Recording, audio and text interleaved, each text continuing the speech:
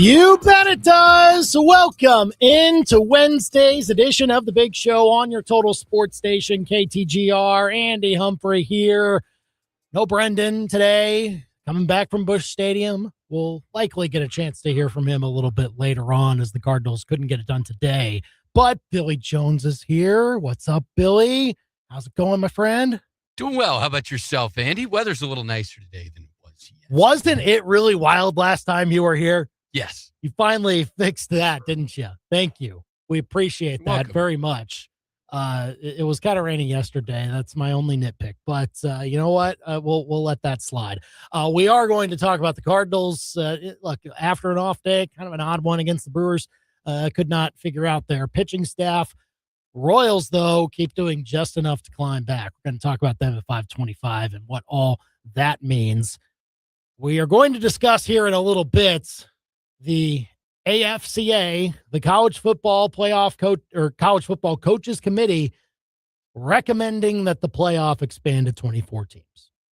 It seems like that is now getting more and more steam. It is very far from official yet, but that might be a snowball that is starting to get bigger and bigger. We'll discuss that in a bit. And very excited today at 425, you'll hear from some players and coaches from Daniel Boone Little League. They're going to be joining us in studio at 425. Can't wait.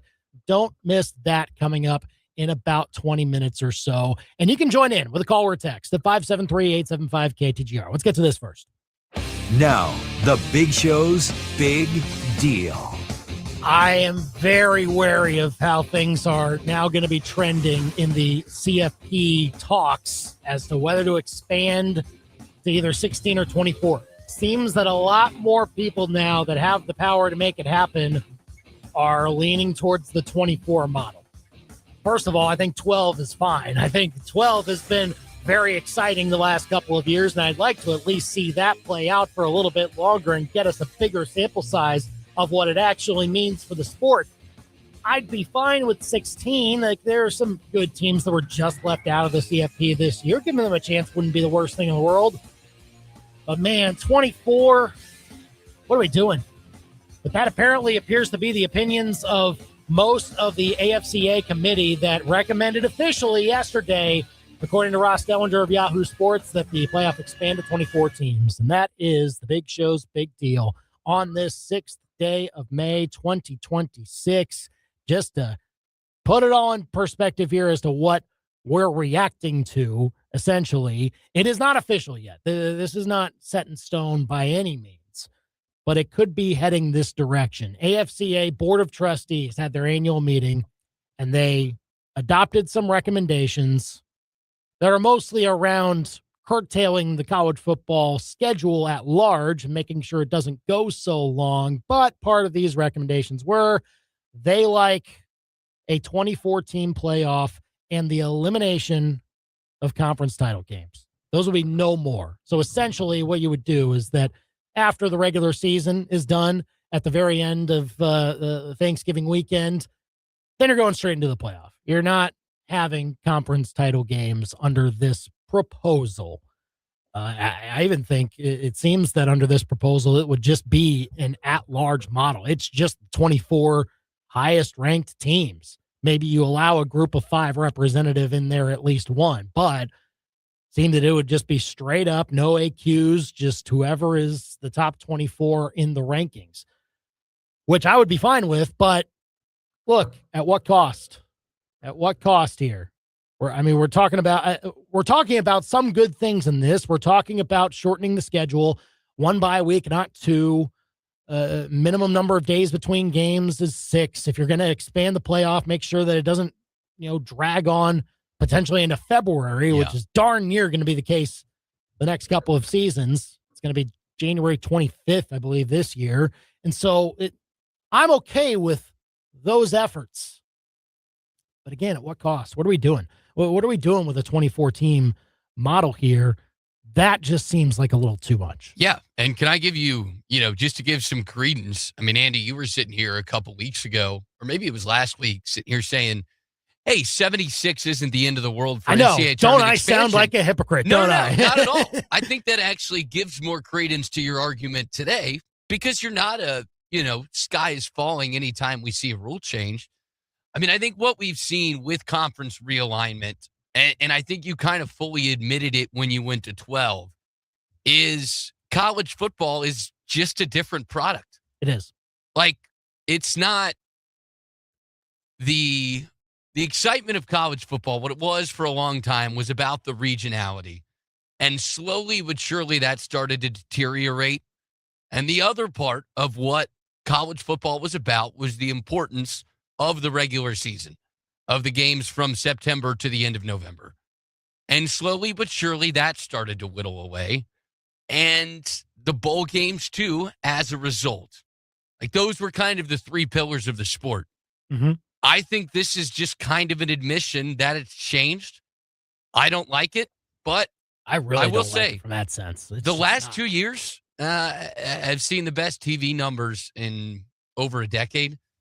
So I guess more people are watching, which is what these schools want. I'm not saying it's the best thing, but I'm just saying I think it's an admission that college football is now more or less a feeder league for the NFL instead of something unique. Well, first of all, keep in mind those viewership numbers, to take them with a grain of salt. There are different ways they measure that now. So Okay. It's just like it's kind of happening across the board to a lot of different programs across not even just sports, but just in general. Look, I'm not saying that's an endorsement. well, no. And when they're chasing I'm not the money. saying that Yeah. completely crumbles the argument. I'm just adding a little bit of context to it. Take with a grain of salt anytime they say, this was the most watched Kentucky Derby ever. Okay, well, there were maybe different ways that it was measured back then. Look, if this happens, this is an invasion on college football's regular season. I would say, going back to you bringing up the basketball part of it, expanding to 76, which is very likely to happen here very soon. One would argue, I don't know if I would make this argument per se, because I'm fine with expansion. I'm not poo-pooing it like a lot of people are, but folks who might be very staunchly in favor of it would lean into it saying, hey, look, the best thing college basketball has going for them is their postseason. Add more to that. And it's like, look, the regular season, we know it's in trouble, but there might be a ceiling anyway as to how great we can actually make it. So let's maximize what actually has worked when we know the eyeballs are on our product, and add a few more chances for there to be more eyeballs. Like, that would be the argument for college basketball expanding it. And look, I think it's a fair one. I don't know if I would subscribe to it right away, but that's the argument they make. I think you make the opposite for college football. Yeah, there is 100%. Once you get to, part of it is that the games are so far apart in the playoff structure, and that is a problem, but you don't necessarily get as invested in January in college football as much, because a lot of people, you're focusing more on the NFL playoffs at that point.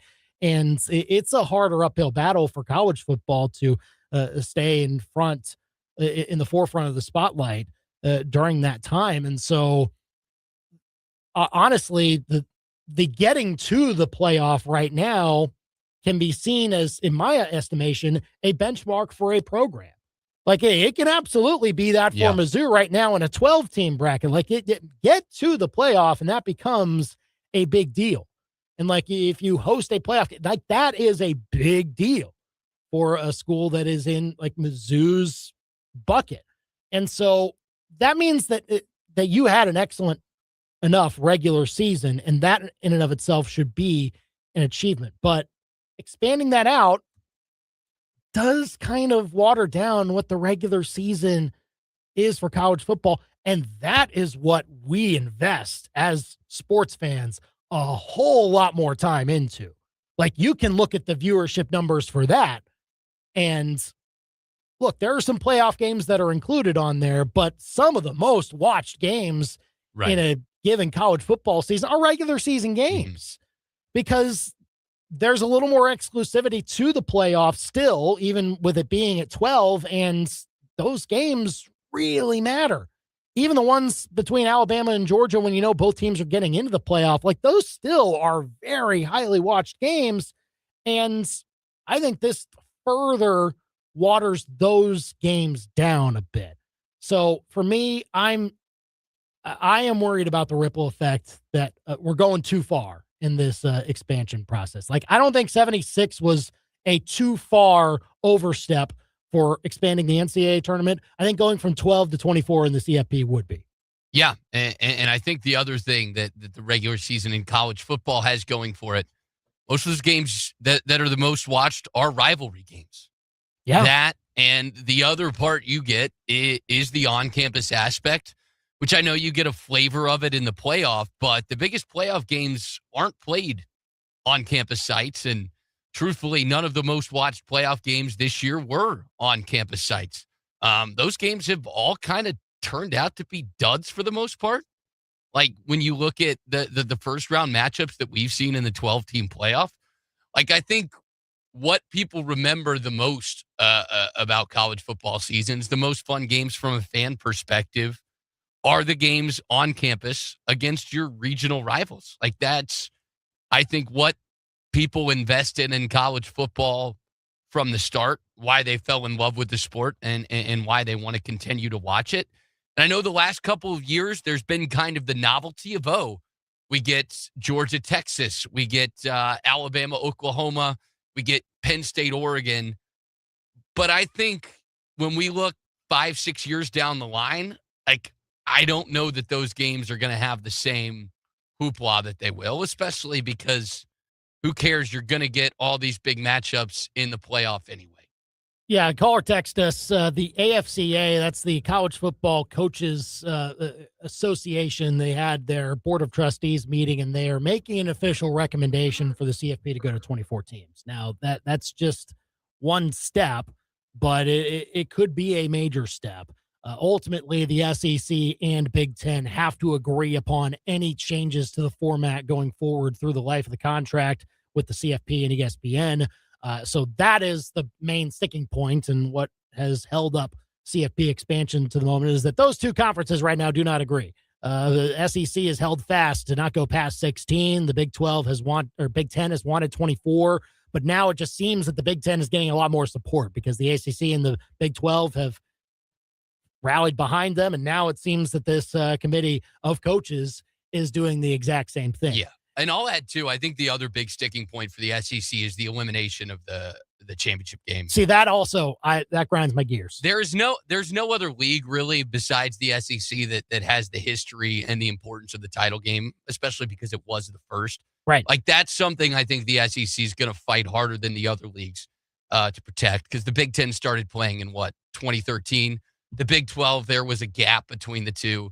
The ACC's had the title game, but it's been dominated by one division for the last, up until the last 5 years. Pac-12 had a lot of, I guess, rest in peace, but the Pac-12 had a lot of trouble with it in its inception. They had, and those, look, I get that the SEC was where it originated, and that's where it matters most. That's the conference that is going to value that game and value that revenue more than anybody else does, but everyone else should value it.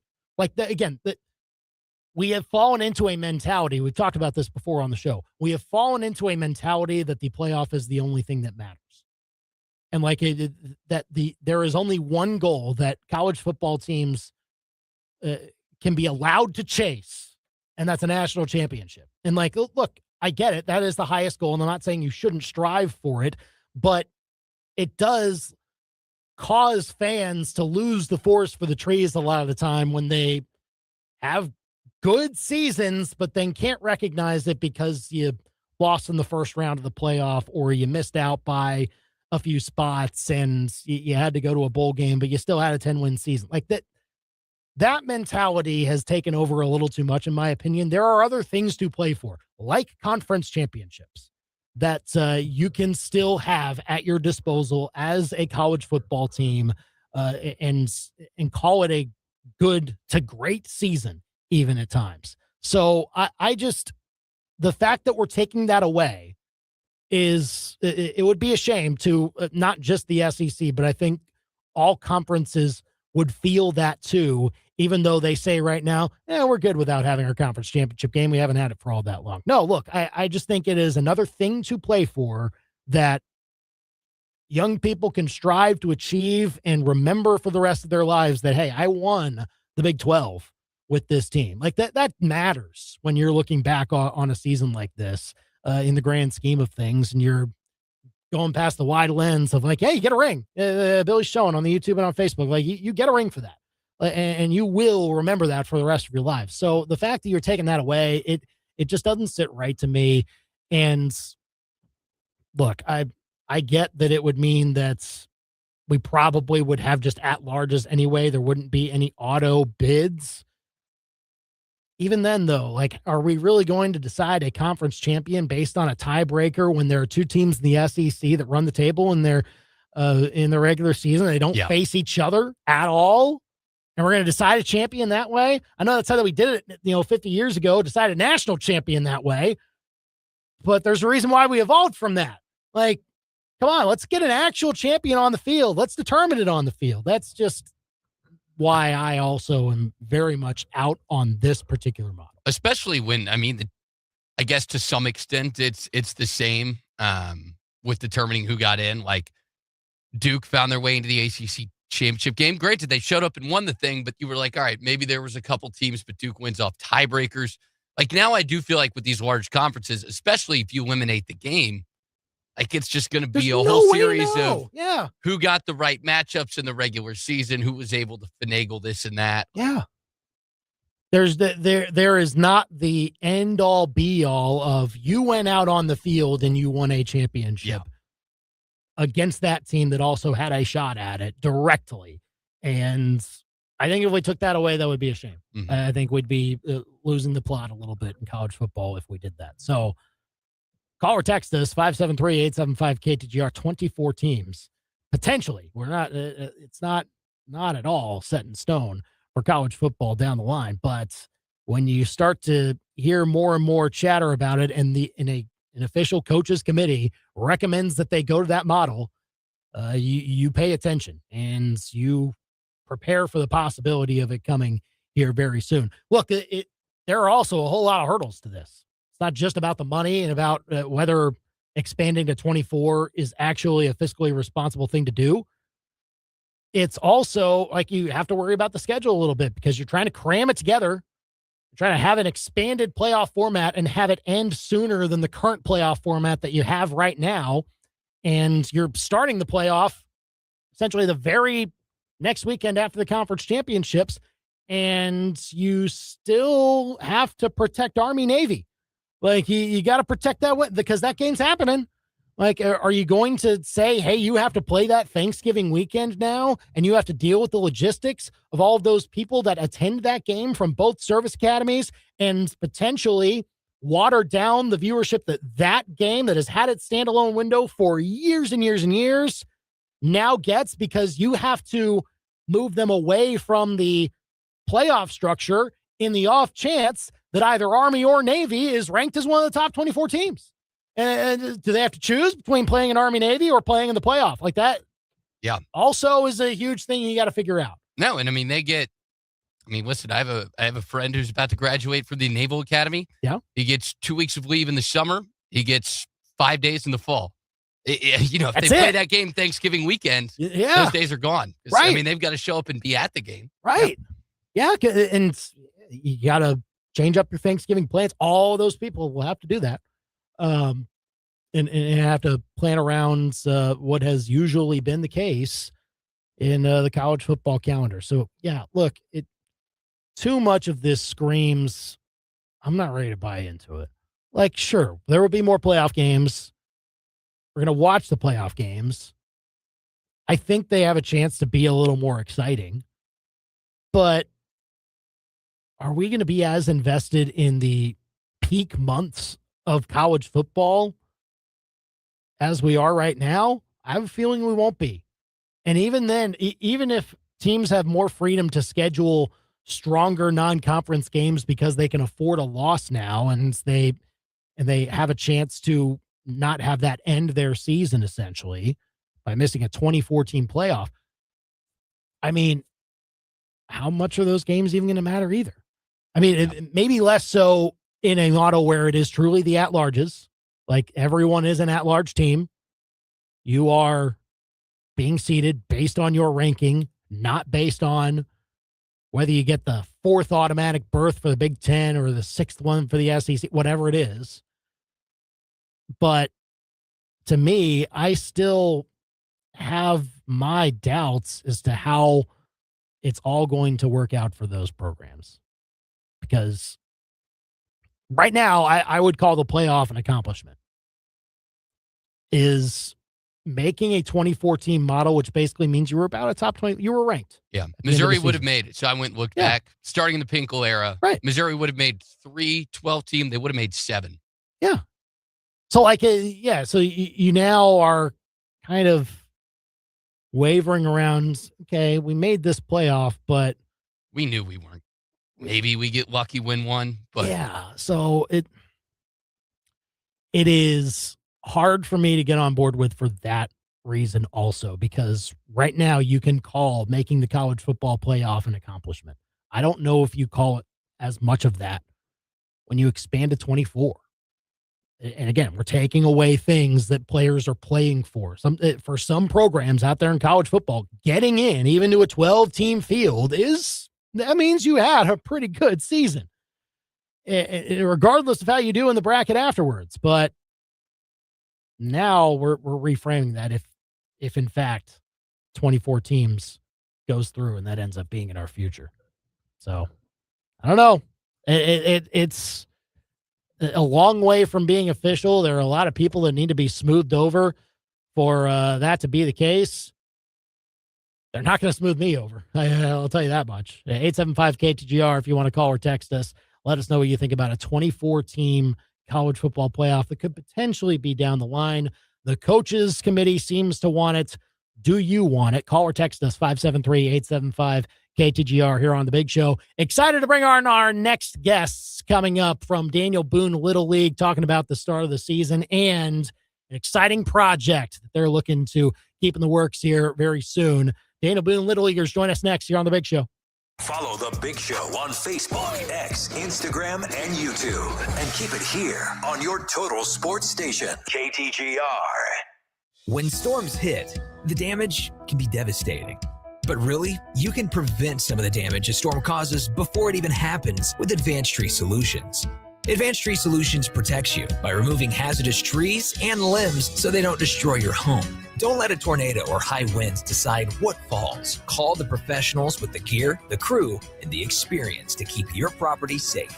Advanced Tree Solutions, your tree's best friend. AdvancedTreeSolutionsLLC.com. You like saving money, right?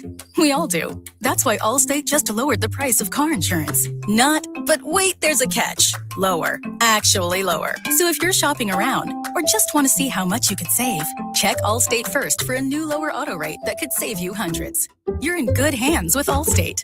Not available in every state, only applicable for new auto insurance business. Rates will vary by several factors, including how you purchase the policy. Potential savings vary. Allstate North American Insurance Company and Affiliates, Northbrook, Illinois. At Target, finding something for every kind of mom and every side of mom just got easier. Does she love fashion?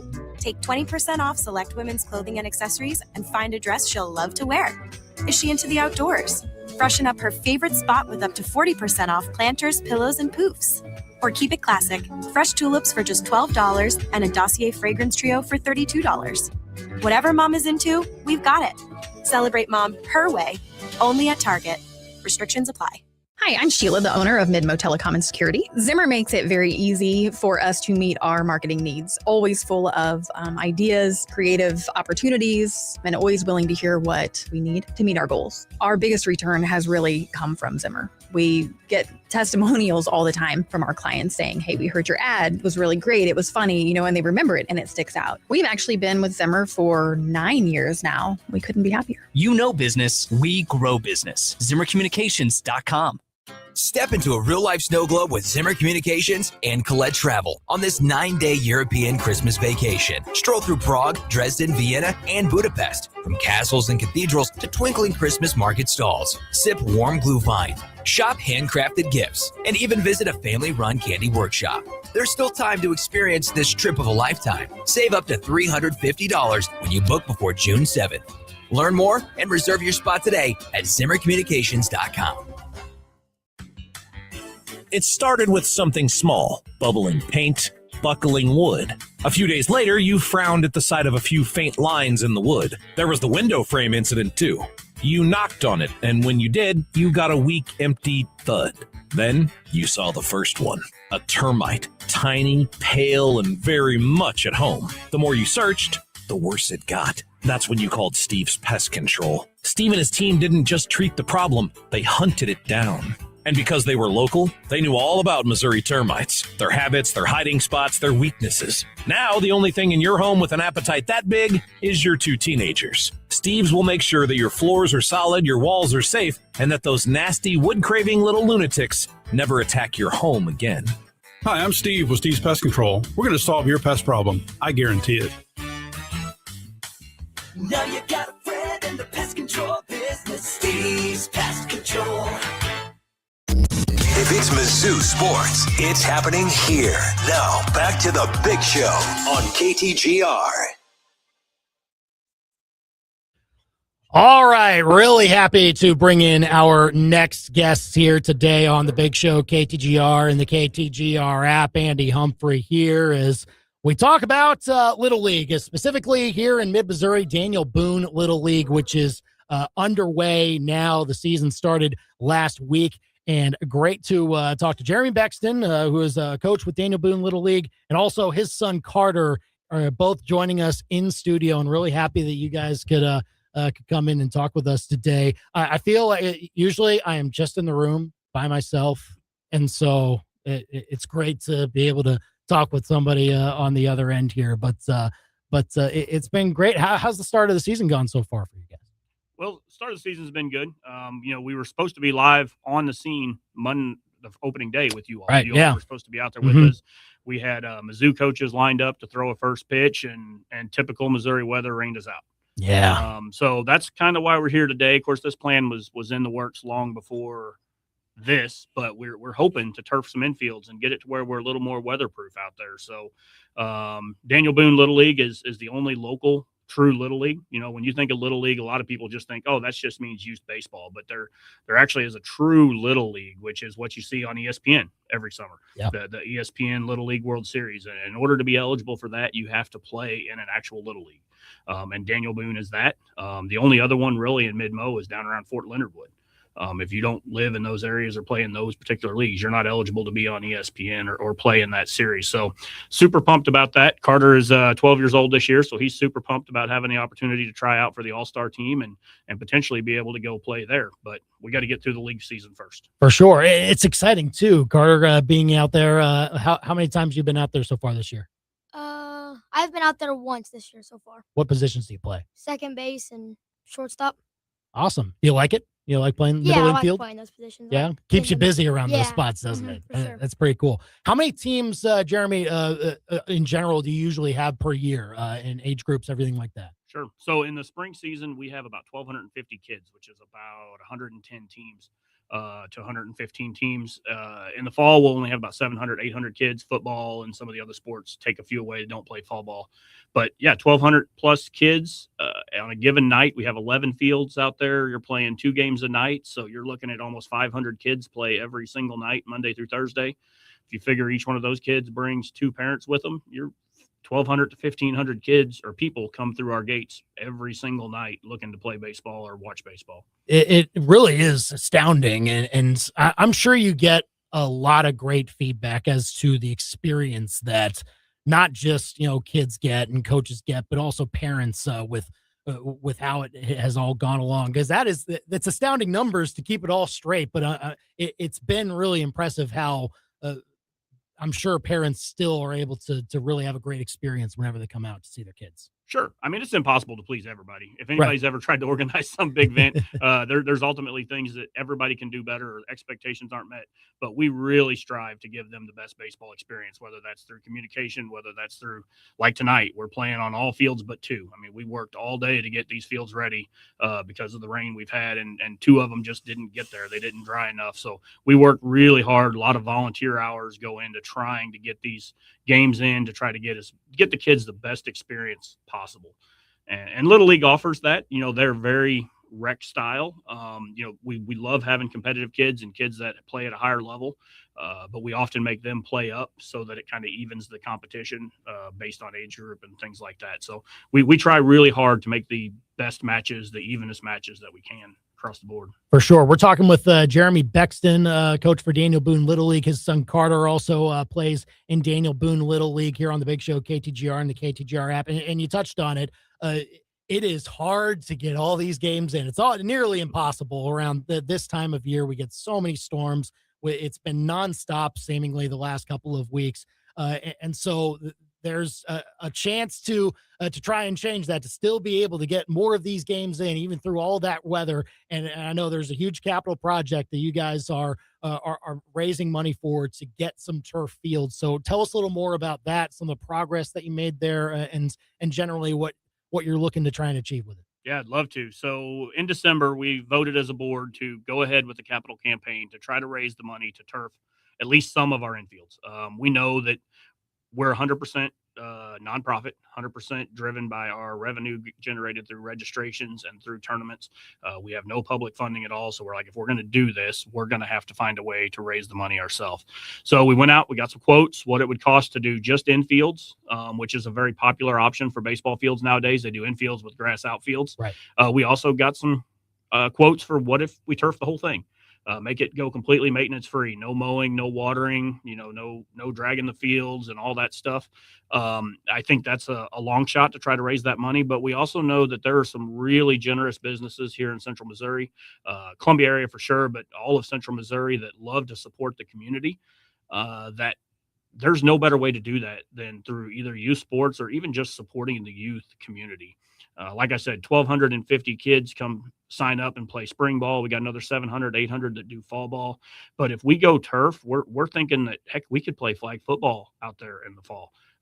We could do things that we've never done. We could host camps in the summer. Right now our fields are so dry and dusty and the grass is so burnt up by August. We usually don't do that. But maybe this opens up an opportunity that we can even do more. So yeah, we're trying to raise it to the tune of $1.5 million to $2 million would be ideal. That would get all the infields.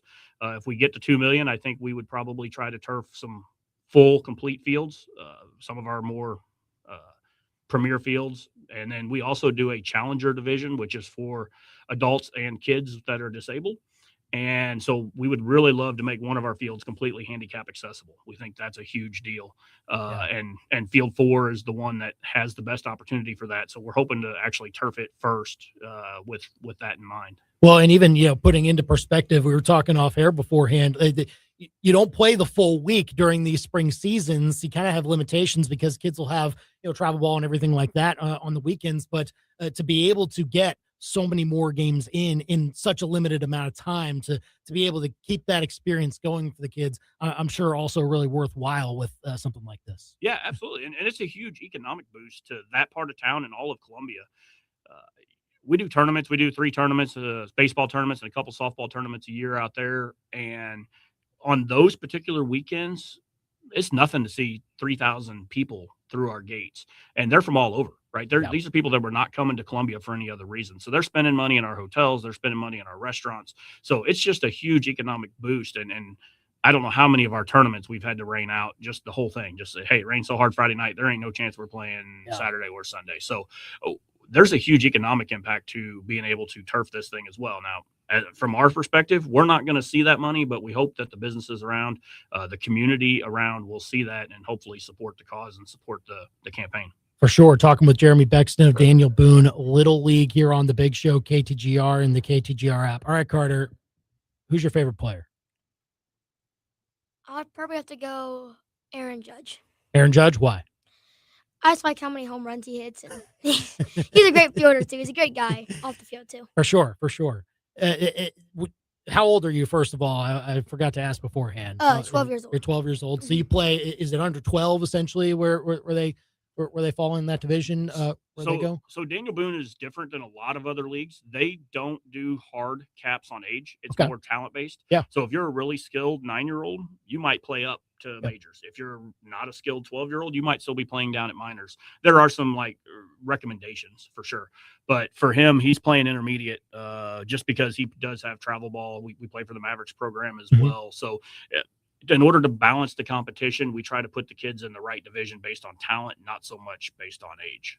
And giving them that experience that is invaluable no matter what level they're at, but just being able to grow in the game essentially. And it seems that's been a really good system to have here for sure. Sure. Yeah. And there's a lot of kids that statistically their last baseball game will be played at Daniel Boone. Whether they quit after T-ball, they quit after coach pitch, they quit after machine pitch, or they quit after, kid pitch minors. So we really want that experience to be good because they're going to raise kids sometime and they're going to have to teach their kids how to throw a ball and catch. I mean, I think about, I started teaching him when he was really, really young, and I hope he plays all the way into high school, but there's a chance he doesn't. Maybe there's another sport. Maybe there's another thing that fills his love there. But a lot of these kids statistically won't play in high school. It won't be there. So their last games are going to be played at Daniel Boone, and we really want that experience to be as good as possible. For sure. Talking with Jeremy Bexton of Daniel Boone Little League here on the Big Show KTGR. And it's certainly been important to see it because your Little League program has gotten national attention with the softball team and how far they have gone in past years for sure. So to have this turf project, it also just for the notoriety also of joining that trend and continuing that type of that attention that again is so valuable to have there. It also probably lends to that belief too, based on the momentum that you've been able to build with having such talented kids here in mid-Missouri that get to experience this. Sure. Yeah, our softball program has been phenomenal. And our baseball program has been good. We just haven't got over the hump, really. Obviously, with him being 12 years old, I hope this is the year we get to go to Indiana, which is regionals, and then obviously Williamsport seems like a pipe dream, but we've got some really talented kids out there playing at majors and intermediates right now, and I'm really looking forward to the tryouts, which is June 7th and 8th, and we'll form our team, and we'll try to go from there. But yeah, this program has been so great for so many people. Actually, one of his teammates that plays on his Mavericks team, they have had a family member who went to the Little League World Series. Like, oh man, I remember when my little brother was doing this, and he did the Little League World Series stuff. And so there's a lot of deep rooted memories with Daniel Boone Little League since we've been around since 1959. So we know there's a lot of legacy out there. We really think there's a lot of people that will support this cause. We're just trying to find the best way to get the word out. So Andy, I hope your show's real popular and a lot of people hear it today. I think it's more popular today for sure, based on the fact that you guys are here. So thank you for helping us out at the very least. Where can folks find more info on how to get involved with Daniel Boone Little League and the project as well? Sure. So on our website, danielboonell.org, we have a link out there to the capital campaign. There's also a link to my website or my email address, and David Ty, which is the president of our Little League. His email is on there as well. By all means, shoot us a note. I would love to talk to anybody who's a potential donor. We are 100% nonprofit and a 501c, so everything is tax deductible. And 100% of the money goes back into the fields. There's no overhead. It's all volunteer driven. We have a couple paid employees that help us prep the fields, and that's it. Everything else is volunteer. So I can't imagine, in my opinion, there's a better cause and a better outcome for your money if you're willing to donate to this cause and sponsor the cause. And we have field level sponsorships to where, you can be VU field, you can be shelter insurance field, you could be, that field will be yours for 7, 8, 10 years down the road, your name, your company logo on that field. And I would love to have some conversations with some people that are interested. For sure. So again, danielboonell.org. You can find out all the information there on the project and every way that you can get involved with Daniel Boone Little League this year and for years to come. All right. Last thing, Carter. So you've given me the Daniel Boone Little League bump. So we'll try to give you the Big Show bump. So I'm sure in your next game, you're about to go 3 for 4, a couple doubles, everything like. Can you do that for us? Try to promote the bump. Okay, cool. We'll try to keep that going. Tell Andy what your dream job is. What is it? I want to be either radio or like some kind of sports and like announcer. So you want to be in this chair right here. All right. Well, I expect that's going to happen in very short order. Just please let me keep my job for a little bit. Is that cool? Just for a little bit. That's all I ask. But I expect that will be the case. Thank you so much for coming on. It's been a pleasure to have you guys here. And again, really excited about the project as well. Have a great season, both of you. And thanks for coming in today. Thank you. Awesome. That is Carter and Jeremy Bexton of Daniel Boone Little League joining us here on the Big Show. Again, check out all of their info on the Turf Capital campaign, as well as how you can get involved with Daniel Boone Little League over at danielboonell.org. We've got Under the Bus coming up next here on the Big Show, KTGR app. Now, your local sports center update on your total sports station, KTGR. Good afternoon. I'm Billy Jones. This Sports Center update is with Lee's Tire Company. If it's round and rubber, Lee sells it. Lee'sTireCompany.com. Cardinals fall 6-2 at home today against the Milwaukee Brewers. Just 4 hits for the Redbirds on the day as they're unable to get the offense going. Andre Palante picks up his 3rd loss of the season. He went 6 innings, allowed 8 hits, 5 earned runs with just 3 strikeouts. The Cardinals split the series with the Brewers after yesterday's game was postponed due to weather in the St. Louis area. They'll head out west to take on the Padres. That series will start tomorrow as Matthew Liberatore gets the start for the Cardinals. Royals win last night 5-3 over the Guardians and pick up their 5th straight victory. Stephen Kolek gets his first win of the season for the Royals. 8 hits for Kansas City last night, including a pair for Bobby Witt and a trio for Isaac Collins. Michael Massey led the way with a pair of RBIs. His home run, 2, helped the Royals to that scoreline. Lucas Erceg picks up the save. 2 teams will go at it again tonight. Royals looking for the sweep as Cole Reagans gets the start, looking for his 2nd win of the season. Up next, your ABC 17 Storm Track forecast.